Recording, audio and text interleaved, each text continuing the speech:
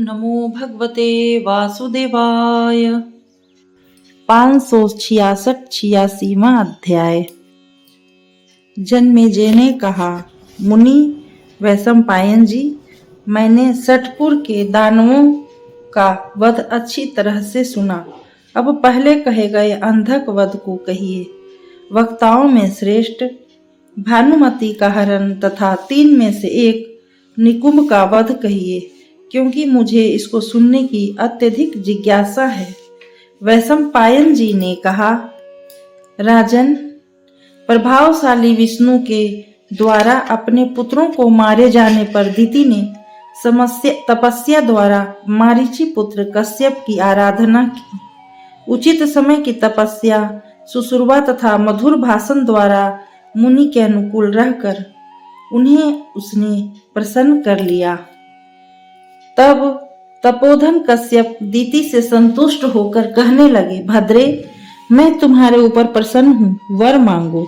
दिति ने कहा, धर्मधारियों में श्रेष्ठ, मैं देवताओं द्वारा हत पुत्र वाली हो गई हूँ, इसलिए अमित पराक्रम वाले और देवताओं से अवध्य पुत्र की इच्छा करती हूँ। कश्यप ने कहा, कमल लोचने, तुम्हारा पुत्र देवताओं से अवध्य होगा, इसमें कोई संशय नहीं है, परंतु देवाधिदेव शिव को छोड़कर, क्योंकि मैं उनको प्रभावित नहीं कर सकता। इसलिए तुम्हारे पुत्र द्वारा उनकी आत्मा को कष्ट न पहुंचने पावे, इस बात का सदा ध्यान रखना। ऐसा कहकर दिति के पेट का स्पर्श ऋषि कश्यप ने अपनी उंगली से किया। इससे उन्होंने एक पुत्र को जन्म दिया। कुरुनंदन उस पुत्र के 1000 बाहु, 1000 सिर तथा 2000 नेत्र एवं 2000 पैर थे। भारत, वह अंधा नहीं था, फिर भी अंधे के तुल्य चलता था, इसलिए वहां के निवासी उसे अंधक कहकर बुलाने लगे। राजन, अपने को अवध्य समझकर वह सभी लोगों को बाधा पहुंचाने लगा और अपने आत्मबल के प्रभाव से सभी रत्नों को हरने लगा। सर्वलोक भयंकर वह बलि अपने आत्म पराक्रम से अप्सराओं के समूहों को पकड़कर अपने घर में रखता था। मोह के वशीभूत पाप मति वाला वह अंधक दूसरों की स्त्रियों या रत्नों को हर लिया करता था। भारत, सबको कष्ट देने वाले असुरों की सहायता से वह त्रिलोक को जीतने के लिए उद्यत हो गया। इस बात को सुनकर इंद्र अपने पिता कश्यप से कहने लगे, मुनि सत्तम, अंधक त्रिलोक के विजय के लिए उद्यत है। अब हमें क्या करना चाहिए? आज्ञा प्रदत्त करें, क्योंकि इस छोटे भाई की ऐसी अनीति मुझसे कैसे सही जाएगी। दिति के प्रिय पुत्र पर मैं कैसे प्रहार करूं? यदि इसको मैं मार डालता हूं तो दिति हमारे ऊपर क्रोध करेंगी। देवेंद्र के वचन सुनकर कश्यप मुनि ने कहा, देवेंद्र, मैं उसको ऐसा करने से सर्वथा रोकूंगा, तुम्हारा कल्याण हो। दिति के साथ कश्यप ने बड़ी कठिनाई द्वारा त्रैलोक के विजयी करने से अंधक को रोका, परंतु वह दुष्ट आत्मा वारण करने पर भी देवताओं को कष्ट पहुंचाने लगा। अनेकों उपायों से देवताओं को परास्त कर उस दुर्मति ने स्वर्ग वन के वृक्षों को उखाड़ा और बागों को नष्ट भ्रष्ट कर उच्चे सर्वा के पुत्रों को बलपूर्वक स्वर्ग से हर लाया। वर के गर्व से गर्वित वह देवताओं के देखते देखते उनके दिव्य पुत्रों को बलपूर्वक हर लाया। जो यज्ञ और तपस्या से देवताओं को संतुष्ट करना चाहते थे, उनके उन कार्यों में वह देवकंटक विघ्न करने लगा। यज्ञ में विघ्न करने से अंधक के भय से तीनों वर्णों के लोगों ने यज्ञ और तप करना बंद कर दिया। उसी के इच्छा अनुसार वायु चलता था, सूर्य और चंद्रमा प्रकाश करते थे। जब वह चाहता था तभी नक्षत्रों सहित चंद्रमा दिखाई पड़ते थे, अन्यथा नहीं। प्रभु, अति भयंकर बलमो नमत दुर्मति अंधक के भय से आकाश में विमान नहीं चलते थे। जगत ओंकार और वसटकार से शून्य हो गया था। कुरुकुल को वहन करने वाले जन्मेजय, सभी धर्म कार्य अति भयंकर अंधक के भय से बंद हो गए। उस पापी ने उत्तर कुरु, भद्रास्व, केतुमाल और जम्बूद्वीप के अन्य प्रदेशों पर भी आक्रमण कर दिया। दुर्जय देवता एवं दानव भी उसका सम्मान करते थे। उस समय सभी लोग उसका आदर करते थे। धर्मधारियों में श्रेष्ठ राजन उससे पीड़ित हो ऋषि तथा ब्रह्मावादी देवता अंधक के वध की चिंतना करने लगे।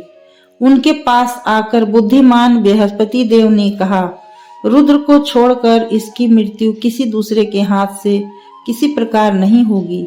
बुद्धिमान कश्यप ने वर देने समय यह कह दिया था कि मैं इसे रुद्र से नहीं बचा सकता, इसलिए हम लोगों को वही उपाय करना चाहिए जिससे कि सबका कल्याण करने वाले शिव जी यह जान जाएं कि अंधक से सभी पीड़ित हैं। इस बात को जान लेने पर जगत के स्वामी सज्जनों की गति महादेव जी अवश्य हम लोगों के दुख दूर करेंगे। जगत गुरु देवाधिदेव शिव जी का असज्जनों से संतों की रक्षा करना तथा विशेष रूप से ब्राह्मणों की रक्षा करना व्रत ही है। हम सभी नारद जी के शरण में चले। वे अंधक के वध का उपाय जानते होंगे क्योंकि वे शिव जी की अवस्था के हैं। बृहस्पति देव की बात सुनकर सभी तपोधन जब तक आकाश में देखते हैं तब तक देवर्षि श्रेष्ठ नारद आ गए। तब मुनि का विधिवत पूजन और सत्कार कर देवताओं ने कहा, देवर्षि आप शीघ्र कैलाश पर जाएं। हम लोगों की रक्षा के लिए महादेव से अंधक के वध के लिए कहिए। तब नारद जी ने कहा, मैं ऐसा ही करूंगा। सौनक आदि ऋषियों के चले जाने पर विद्वान नारद मुनि ने उस कार्य के विषय में हृदय में विचार करके यह देख और समझ लिया कि इस विषय में मुझे क्या करना चाहिए। ऐसा मन में विचार कर प्रसन्न हो गए। वह ऐश्वर्यशाली मुनि देवाधिदेव शिव जी को देखने के लिए मंद्रावन के मध्य चले गए, जहाँ की वृषभध्वज रह रहे थे।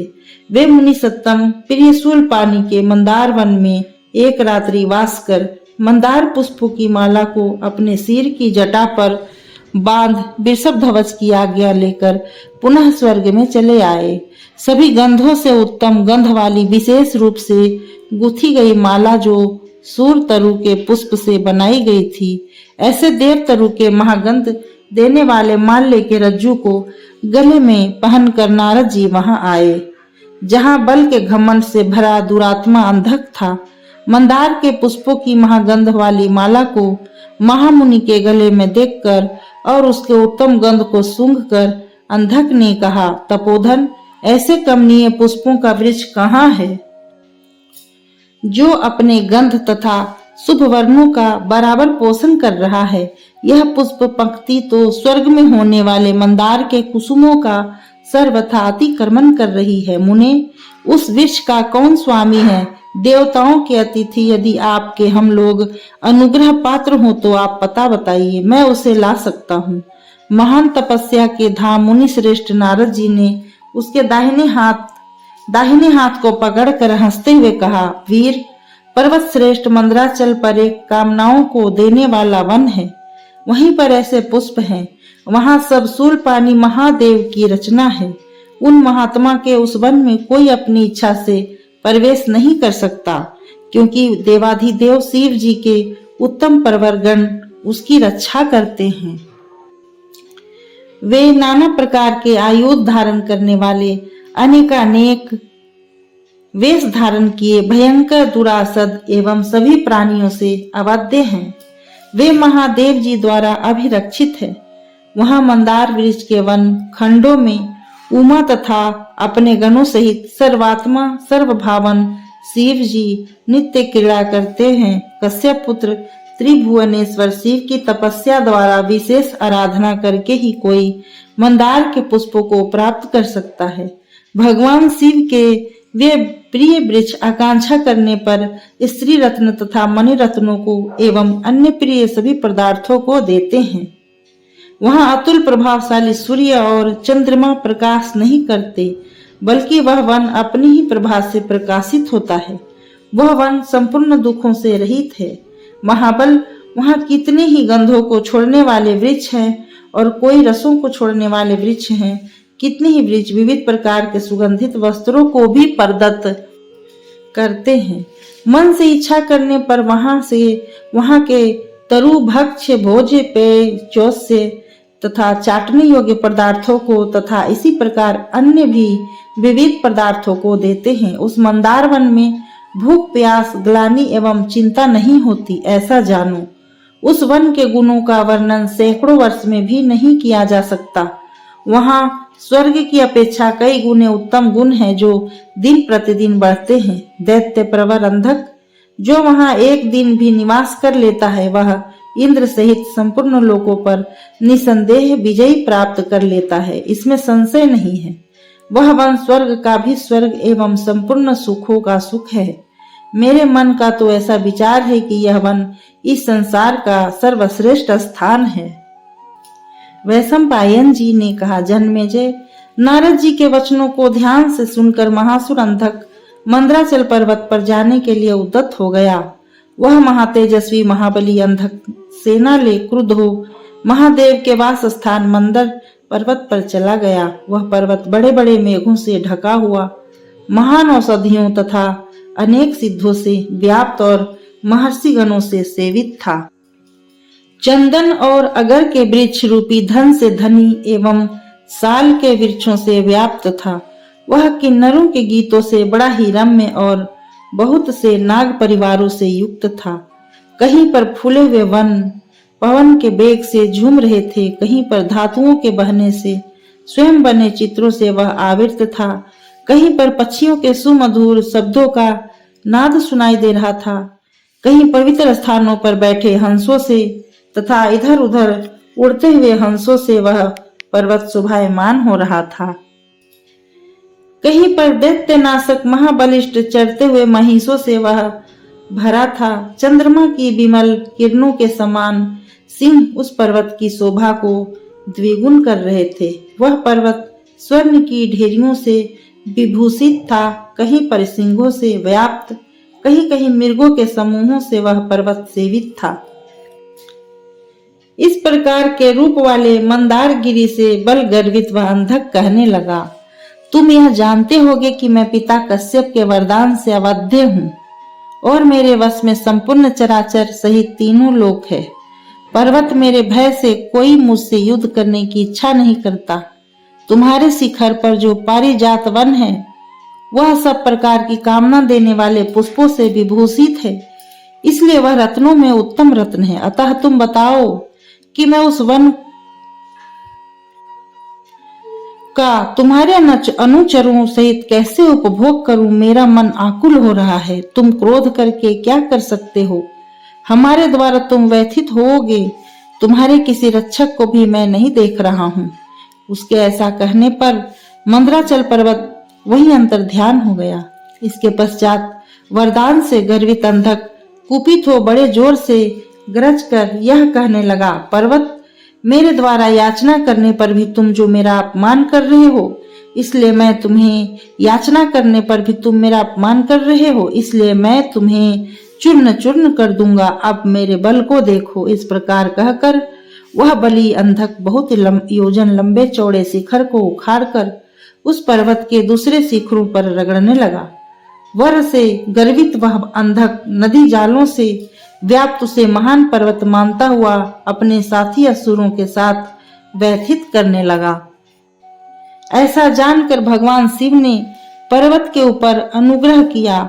वह विशेष रूप से पारिजात आदि सहित मदमत हाथियों और मृगों से युक्त हो गया तथा अंधक से क्षुभित हो जो नदियां स्वर्ग में चली गई थी, वे सभी स्वर्ग से नभमंडल द्वारा फिर आकर पहले की भांति पर्वत पर बहने लगी। अतः वह बहुत सी नदियों के जाल से व्याप्त हो गया एवं चित्र विचित्र वनों से युक्त होकर शोभा पाने लगा। भारत, महादेव जी के प्रभाव से उखाड़े हुए पर्वत के शिखर वीरों के समान असुरों को ही मारने लगे। जो असुर पर्वत के शिखरों को फेंक कर भागते थे, उन्हीं असुरों का वे पर्वत शिखर वध करते थे। जो असुर पर्वत के शिखर पर स्वस्थ हो खड़े एवं बैठे थे, उनको महान पर्वत के शिखर नहीं मारते थे। इस प्रकार अंधक ने अपनी सेना का विनाश होते देख क्रोध के वशीभूत हो गरजते हुए यह कहने लगा कि यह जिसका वन है उसे मैं बुला रहा हूँ, वह युद्ध के लिए वह उपस्थित हुए तुम जो पर्वत पर छिप कर युद्ध कर रहे हो, इससे क्या लाभ? इस प्रकार छल से युद्ध में हम लोगों को मारने में वीरता नहीं है। अंधक के इस प्रकार कहने पर अंधक के वध की इच्छा से देवाधिदेव महादेव त्रिशूल उठाकर वृषभ पर सवार हो वहां आ गए। भूत गणों के स्वामी भगवान महादेव प्रथम गणों एवं परमत गणों एवं भूत समूहों से उस समय घिरे हुए थे। शिव जी के क्रोध करने पर तीनों लोग कांपने लगे और नदियां उलटकर बहने लगी और उनका जल खौलने लगा। हर के तेज से सभी दिशाएं जलने लगी। जनाधिप आकाश मंडल में ग्रह लड़ने लगे। इस प्रकार सभी बातें विपरीत दिखाई देने लगी। उस समय पर्वत हिलने लगे और मेघ धुओं के सहित अंगारों की वर्षा करने लगी। चंद्रमा गर्म प्रभा तथा सूर्य शीतल प्रभा वाले हो गए। ब्रह्मावादी मुनियों का ब्रह्म ज्ञान भूल गया। राजन, घोड़ियां अपने उदर से गाय के बच्चों को पैदा करने लगी और गाय घोड़ों को उत्पन्न करने लगी। भूतल पर बिना काटे ही बहुत से वृक्ष भस्मीभूत होकर गिर पड़े। वृषभ गौओं को घेरने लगे। गायें वृषभों पर चढ़ने लगी। राक्षस यातुधान और पिशाच आदि सभी विपरीत क्रिया करने लगे। इस प्रकार जगत को विपरीत होता देखकर भगवान महादेव जी ने अग्नि के समान जलता हुआ त्रिशूल छोड़ा। उनके द्वारा छोड़ा गया दुर्धर त्रिशूल अंधक की छाती पर जा लगा। उस त्रिशूल ने साधुओं के लिए कंटक रूप भयंकर अंधकासुर को जलाकर भस्म कर दिया। जगत शत्रु अंधक के मारे जाने पर देवतागण तपोधन और सभी मुनि शिव जी की स्तुति करने लगे। देवताओं की दुदुम्बियां बजने लगी। पुष्पों की वर्षा होने लगी। राजन, तीनों लोकों के प्राणियों ने पूर्णतः संतोष की सांस ली। उस समय देव गंधर्व गाने और अप्सराएं नाचने लगी। ब्राह्मण वेद मंत्रों का जप पाठ करने लगे और यज्ञों का अनुष्ठान पुनः प्रारंभ करने लगे। ग्रह यथा स्थान स्थित हो गए। नदियां पहले की भांति बहने लगी। जल की अग्नि शांत हो गई और दिशाएं स्वच्छ हो गई। शिव जी के तेज से पर्वत श्रेष्ठ मंदराचल फिर परम शोभा युक्त हो गया।